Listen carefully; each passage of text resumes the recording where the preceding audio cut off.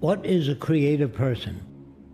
If you show a child a book on insects, all kinds of insects, grasshoppers, centipedes, spiders, all kinds, he has more to think with.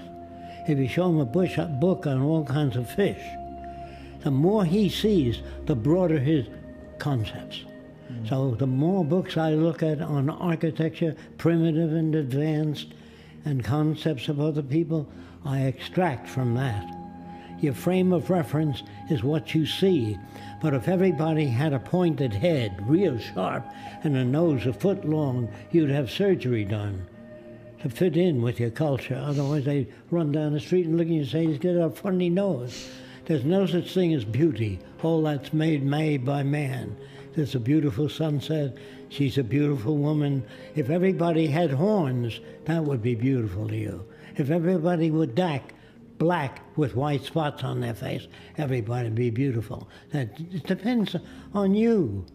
You make up your own standards. Or as they say, beauty is in the eyes of the beholder. All cultures, not just this one, not just England or America, is basically corrupt. Its language is old. It was designed hundreds of years ago. That means that you can't talk to people. Whenever you talk to people, you think you're talking to people. It goes in their ear and comes out in relation to their background. They don't hear exactly what you say. So when you read the Bible, it's subject to interpretation. It's subject to interpretation. So we must eventually design a language where everybody gets a similar reaction. Mathematics, chemistry. When a chemist writes a formula and submits it to an organization, they turn out the same thing no matter where in the world. It's not subject to interpretation. Children, if you get them to join the Mickey Mouse Club, you damage their brain. They do have big things like that in America, the Mickey Mouse Club. And then they tell her that Cinderella touched a white mouse and it turned into a horse. If you bring up kids with all of that sort of stuff, you damage their brain. And by the time they're a certain age, they speak a certain way. I want a balloon, and you think they're original. They're not. They're saying the same things other kids have. Having children is a pain in the butt. Do you understand what I'm saying?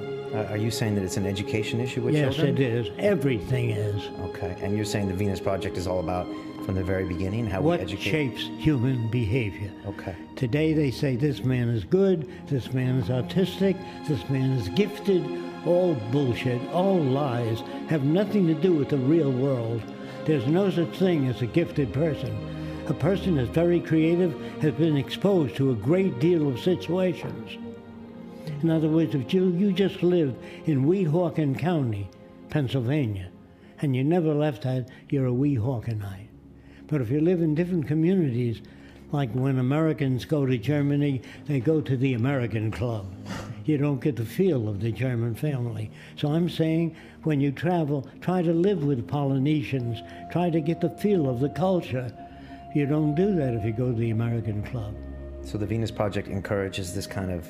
The Venus Project encourages you to work with your children, to give them the best of knowledge you're able to give them. In other words, parents don't know how to raise children.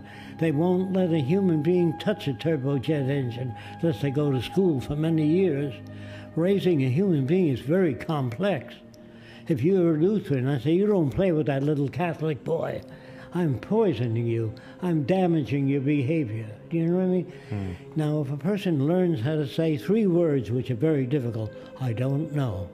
If you raise a human being in a gray ball and feed it and wipe their behind, take care of them, and let them out when they're 17, they're drooling idiots.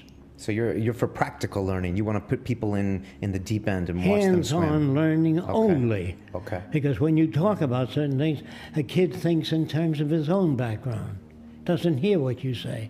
So in the future, all education will show visuals of exactly what you've got in mind, how parts go together. Don't take my word for anything I say, but ask anyone running for political office. Say, how can you prevent war? I don't know, there's always been war, there'll always be wars. But what do you know? Most politicians know nothing. Please don't take my word for it. Ask them. Well, when I was a kid, I met Einstein. And I said, do you believe in God? He said, which one? Do you believe in truth? He said, what do you mean by truth? That certain things are so. He says, like what? He pinned me down. He wouldn't let me get away with language. I said, well, this is smooth. He says, you really believe that, don't you? I said, yes, I do. And he put it under a microscope, and it looked rough. So I said, is that what it's really like? He said, we cannot see things as they really are. So when people say, the way I see the world is the way it is, that's ridiculous. We can't. We can only see it dependent on the quality of our receptors and background.